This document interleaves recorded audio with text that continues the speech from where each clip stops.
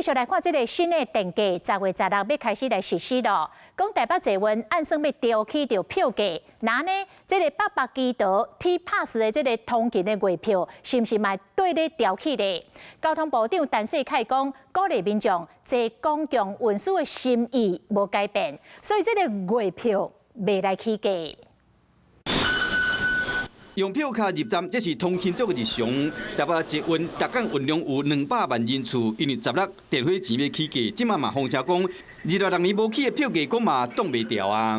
现在会多了14亿多。当然，第一个我们先开源节流啦，先从自己的管理去着手了哈。那当然，这个同业我们会关注大家对财务上的一个反应啦。那如果有任何变动，当然我们要循程序来处理。 你看站内，无论是捷运的动力，还是电梯、电火，还是冷气等等，拢爱挖靠电。后礼拜三，台电讲要起陆上运输业电火钱7%，北捷估计当年营运成本会增加超过4亿，负担更加沉重啊。涨价应该还好，对，但可能对上班族来说，有那个1200的东西应该影响不大。如果1200取消的话，可能会影响，觉得说涨价是还 OK。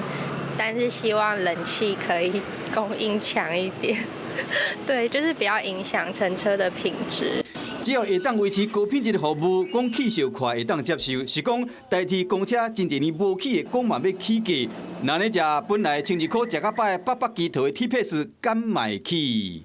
T-Pass 的部分，我们交通部针对民众鼓励民众可以搭乘公共运输的这个心意不会改变，所以我们的价格也不会因此而调升。台铁它有获得节能的补助，那我认为北捷或许也可以参考这样子的方向来努力。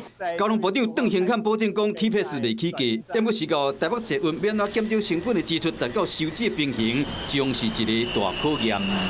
Hello， 我是张新文。想要抢先掌握最及时的新闻资讯吗？赶快订阅、按赞、开启小铃铛，锁定华视新闻 YouTube 频道。